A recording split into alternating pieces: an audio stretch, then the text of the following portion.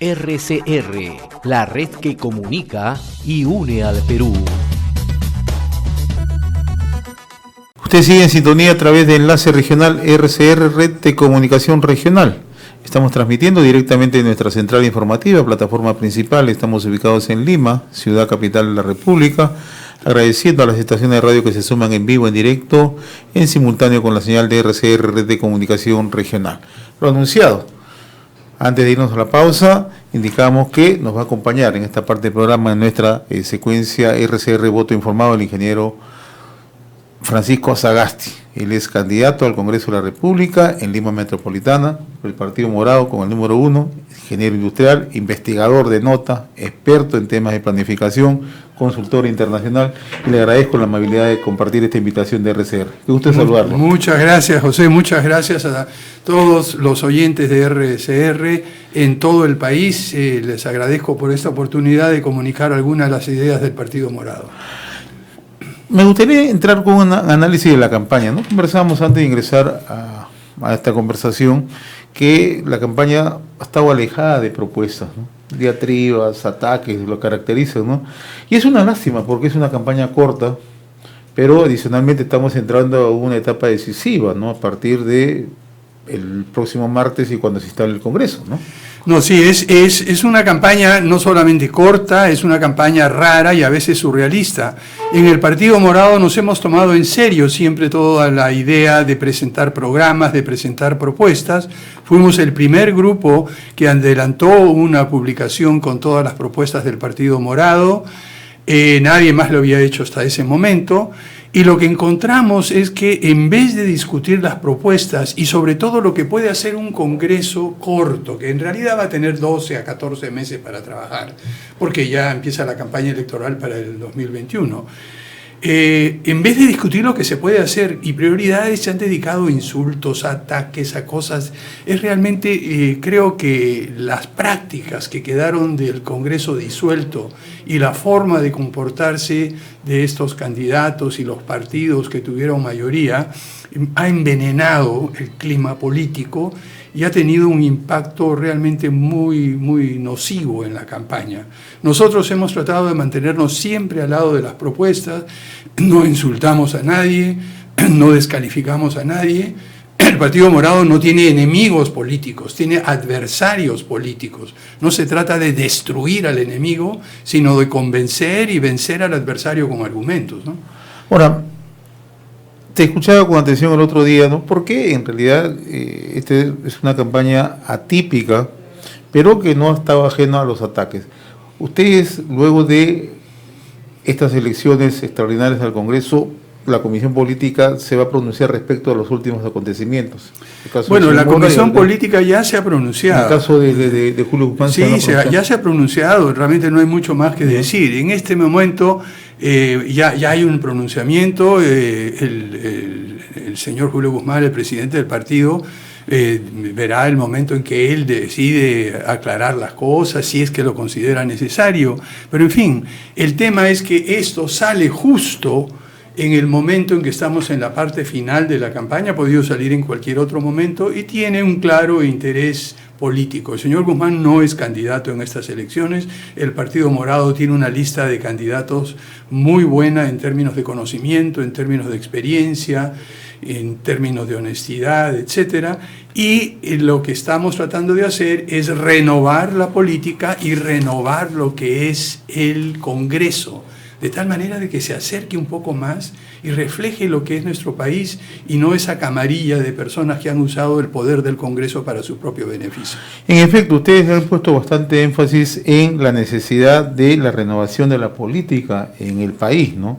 Desde el Congreso, ¿cuáles van a ser los pasos sustanciales para iniciar esta renovación política, estos cambios que se requieren? Porque además, te escuchaba con atención hace 2 días, que vamos a ingresar al 2021 y es necesario, ¿no? Reformas políticas, reformas constitucionales, ¿no? Pero también generar confianza en la población. Correcto. Bueno, son varias cosas, pero antes que todo lo que queremos hacer es generar confianza cambiando el estilo en que ha operado el Congreso. El Congreso hasta el momento, sobre todo el Congreso disuelto, lo que ha hecho es operar a espaldas del país.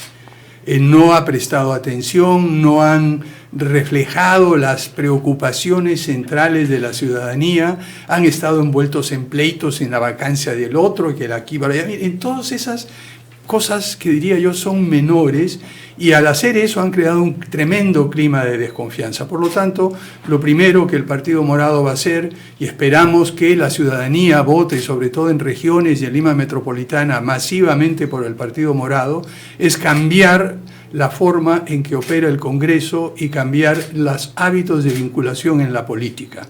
Por eso empezaremos desde el primer día. Conferencias de prensa, transparencias, información clara a la ciudadanía, recibir puntos de vista, no atacar a nadie, buscar consensos, etc. Pero esto básicamente para 4 temas iniciales, además de la gran tarea de revisar los decretos de urgencia, ¿no? Mire, José, tenemos en primer lugar que continuar con la lucha contra la corrupción. Y acá tenemos problemas de blindaje, tenemos toda una serie de cosas que no se permite acceso a la UIF, al secreto bancario de personas que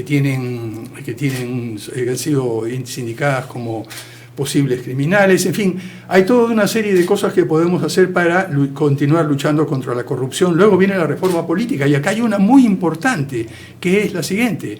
Si no modificamos la ley orgánica de elecciones antes de abril de este año, o sea que tendremos 4 semanas, 3 semanas y media como máximo. Si no hacemos eso, las elecciones de 2021 tendrán que hacerse con las mismas reglas de 2016, con todos los vicios y problemas que hemos tenido anteriormente.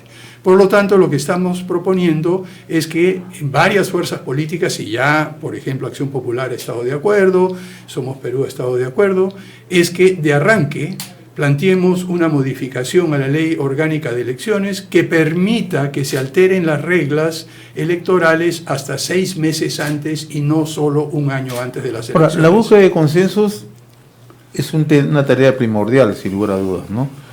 Usted nos ha adelantado que hay agrupaciones políticas que están en esa línea, ¿no? ¿Qué tanto tiene que poner el Ejecutivo para evitar cualquier tipo de confrontación con el Legislativo? Plazos cortos, pero adicionalmente también ustedes cumplen una labor de fiscalización, me lo adelantaba hace un momento, ¿no? Por supuesto. Que van a fiscalizar, por ejemplo, decreto de urgencia, y eso no vaya a hacer que moleste al gobierno. Bueno, si molesta lo sentimos en el alma, esa es nuestra función. Además, entre estos 54 decretos de urgencia que tenemos hasta el momento, y no sabemos si vienen unos cuantos más todavía, hay de diferente naturaleza. Hay algunos muy sustantivos, otros que son un poco más... y hay unos que son en materia tributaria que tienen que ser vistos. Bueno, en materia tributaria lo que se necesita, y esto es uno de los temas que tenía y que tenemos en el Partido Morado muy claro, es una reforma tributaria a fondo. Pero eso no se hace a la carrera, ni mucho menos. Nosotros teníamos programado una propuesta muy seria que ya se viene trabajando con 2 equipos en forma coordinada dentro del partido para presentar esta propuesta de simplificación, ampliación de la base del sistema tributario, ampliación de la base tributaria, cambio del esquema de algunas exoneraciones por subsidios directos que son mucho más fáciles de identificar y de supervisar.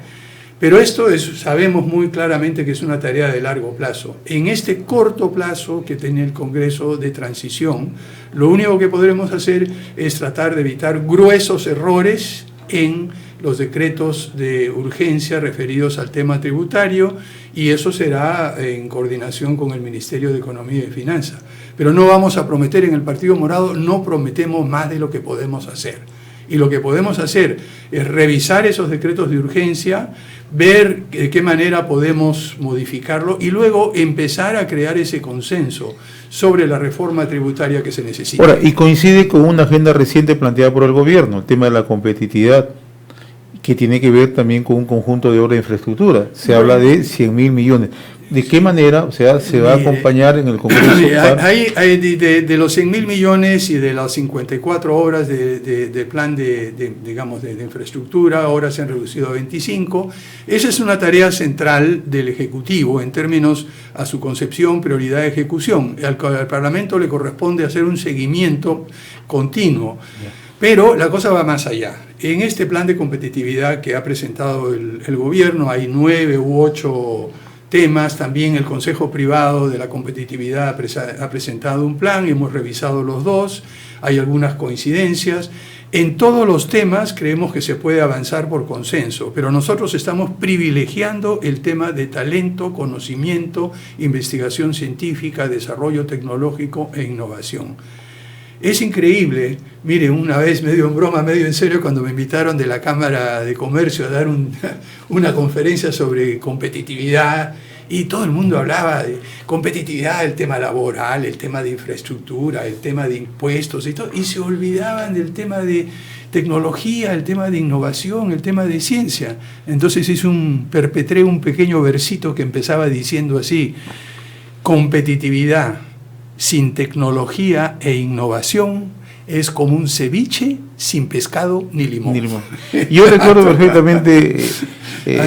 ¿Qué cosa quiere decir esto? Que tenemos que además poner yo en recuerdo cosas. que puso en debate hace más de 25 años es usted, con el tema de Finlandia. Me acuerdo perfectamente, claro, que siempre proponía como ejemplo que había que dar el salto en esa época. Mire, ¿no? Una de las cosas que ya ahora, hablando a nivel personal, y le pido disculpas a los oyentes y a usted también, don José, querido amigo, hablando ya un poquito personal, yo me he pasado 50 años de mi vida profesional apoyando a otros países, estudiando otros países, a Corea del Sur, a Vietnam, a la India, a Egipto, en fin, muchísimos otros lugares para desarrollar sus propias capacidades de ciencia y tecnología. En el 84 estuve en China, cuando en China recién empezaba a despegar, siendo el relator de una conferencia que hicimos con el Comité Estatal para Ciencia y Tecnología.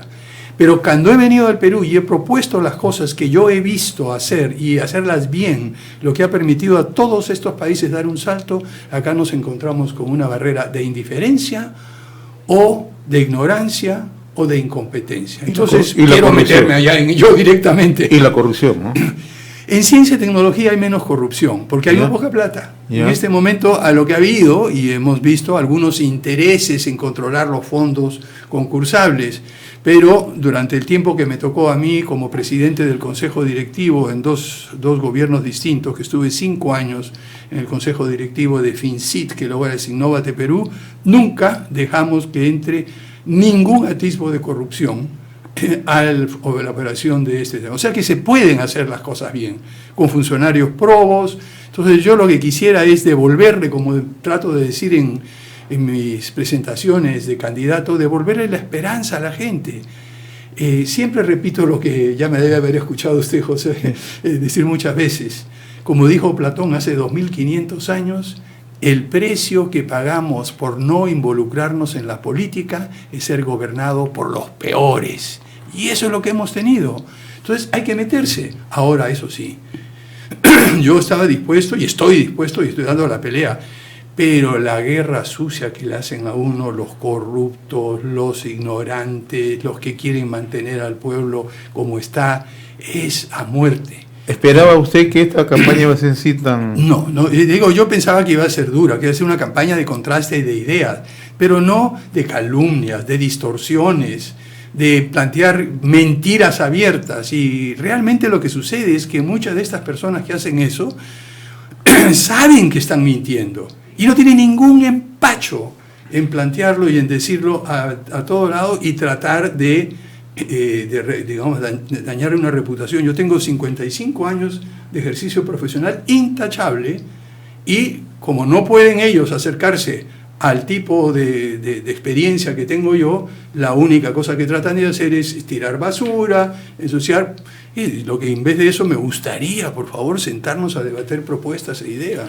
Ahora, yo quiero volver a algo que mencionaba usted al inicio, ¿no? Esa indiferencia que hay en la población con la colectividad política, con la clase política, ¿no? ¿Cómo le devolvemos la confianza a la población? Porque, en honor a la verdad, cuando uno empieza, y nos sucede a nosotros, recoger impresiones de las provincias, de las regiones, hay bastante indiferencia. Y además hay una agenda que es poco comprendida desde Lima hacia las regiones, claro, ¿no? Por eso, mire, yo recuerdo cuando usted trabajaba en Agenda Perú, le ponía mucho énfasis a ese tema, ¿no? Entonces, ¿cómo le devolvemos a las provincias el rol que debe tener? Exacto.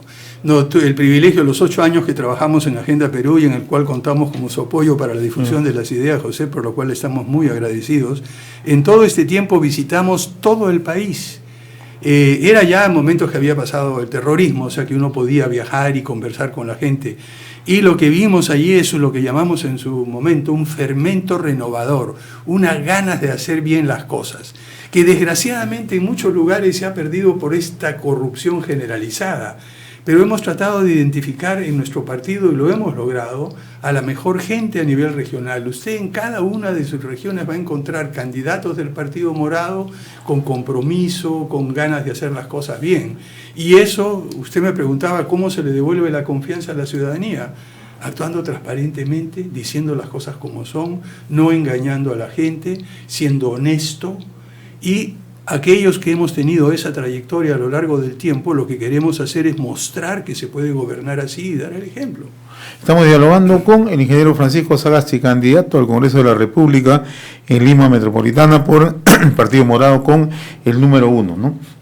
El otro tema, hay que profundizar reformas políticas para llegar al 2021 con reglas claras, ¿no? Correcto. Pero, ¿cómo mira el norte económico actualmente? ¿No? Mire, hay muchas cosas, ¿no? En primer lugar, estas reformas políticas no son el fin en sí, son el medio para que tanto el Congreso como el Gobierno, como el Poder Ejecutivo, el Poder Judicial, todos podamos ir de la mano en una propuesta de desarrollo para el tercer siglo de vida independiente, en el bicentenario de la independencia.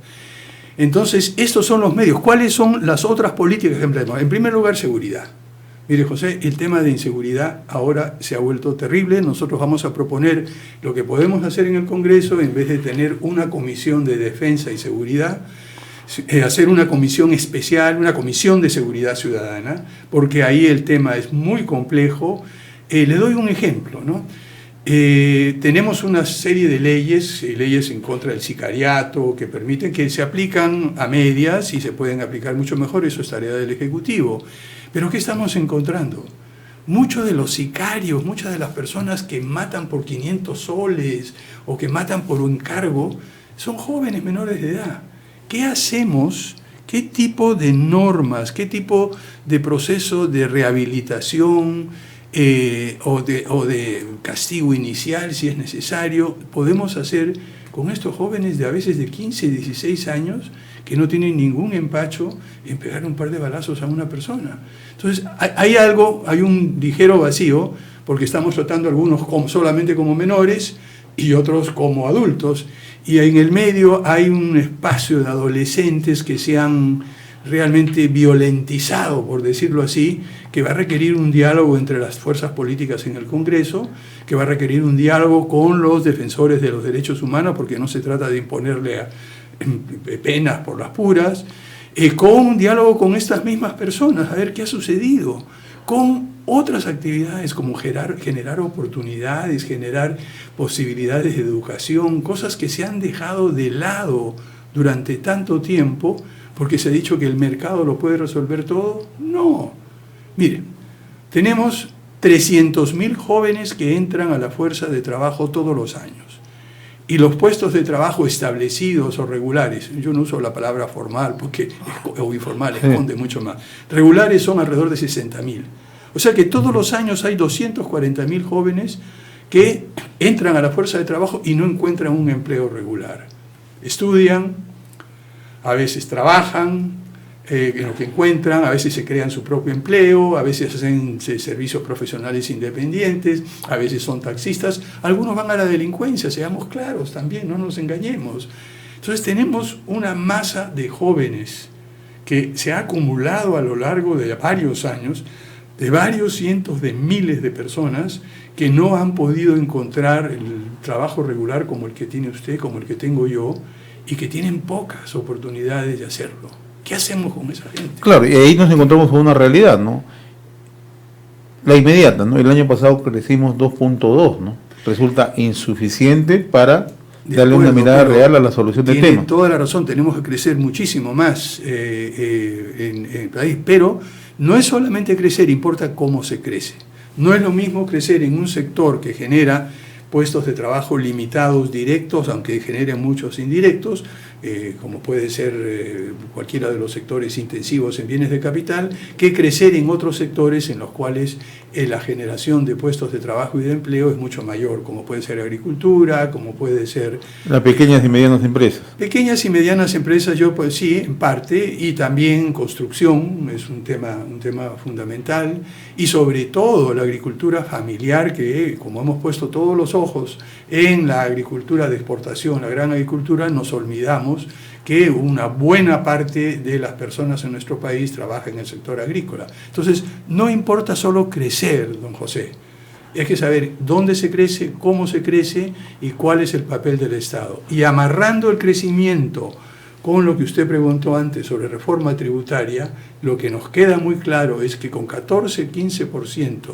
del PBI como presión tributaria, no vamos a ningún lado. Tiene que crecer la presión tributaria. Tiene que crecer, y ahí es donde viene el problema, porque no se trata solamente de ahorcar a las empresas establecidas que ya están pagando, y tampoco se puede decir muy fácil, hay que formalizar. Hoy incluso el gobierno ya está soltando la posibilidad de aumento del impuesto selectivo al consumo. Eso es simplemente que es un... Bueno, el impuesto selectivo al consumo es un impuesto que grava a todos, claro, y es un impuesto regresivo. Un impuesto regresivo es que proporcionalmente le cuesta más y el peso le cae más a las personas que tienen menos. Digamos, si usted paga el mismo porcentaje como IGB, pero su sueldo es el sueldo mínimo y otra persona gana 3.000 soles, es evidente que ese porcentaje, ese punto adicional de B tiene un impacto distinto en uno y en otro, ¿no? Lo que hay que hacer es ver cómo de una manera a toda esa masa de trabajadores que no están registrados, que no tienen las empresas regularizadas, etcétera, ¿cómo hacemos que sea atractivo para ellos el registrarse, el pagar impuestos? Y la forma de hacerlo es dar una serie de servicios y apoyo técnico de contrapartida. Y eso es posible, hay muy buenas ideas que están sobre la mesa, pero siendo realistas, don José, esa es una tarea para el gobierno a partir del 2021. En el Congreso lo máximo que podremos hacer es despertar la atención, llamar la atención, despertar el interés en estos temas, hacer algunas reuniones, dialogar con el Ejecutivo, que además también está de salida, y prepararnos bien para el 2021. La búsqueda de consensos en el Congreso es la tarea prioritaria. Absolutamente, sí, realmente en toda mi campaña usted no me ha visto jamás insultar o descalificar a ningún otro congresista. Todos los congresistas representamos a la ciudadanía, los que tengan la fortuna, y espero ser uno de ellos, de ser elegidos, somos representantes de la ciudadanía y tenemos la obligación de tratarnos con cortesía, con respeto, buscar consensos y dejar atrás las prácticas que hemos visto de griterías, interrupciones, insultos, que han sido la característica del Congreso disuelto. Yo le agradezco infinitamente la visita, ingeniero Francisco Sagasti. Si me permite un último comentario, mire, yo les pediría a todos los amigos, todos los electores, toda la ciudadanía en las regiones, que por favor apoyen, en primer lugar voten, no voten en blanco, voten bien, voten por un partido, y dentro de los partidos, si el deseo es renovar la política con ideas, con respetos, con planteamientos, el Partido Morado es el que les ofrece una opción, tanto a nivel regional como en Lima Metropolitana. Muchas gracias, don José, por la invitación. No, por el contrario. Yo le agradezco la amabilidad de haber compartido esta invitación a través de RCR. No será la primera oportunidad que conversemos, vamos a conversar más a menudo, sobre todo para ingresar a las provincias, porque la agenda regional creo que es un tema prioritario. Muchas gracias. Estuvo con nosotros el ingeniero Francisco Sagasti, candidato al Congreso de la República en Lima Metropolitana por el Partido Morado con el número 1. RCR, la red que comunica y une al Perú.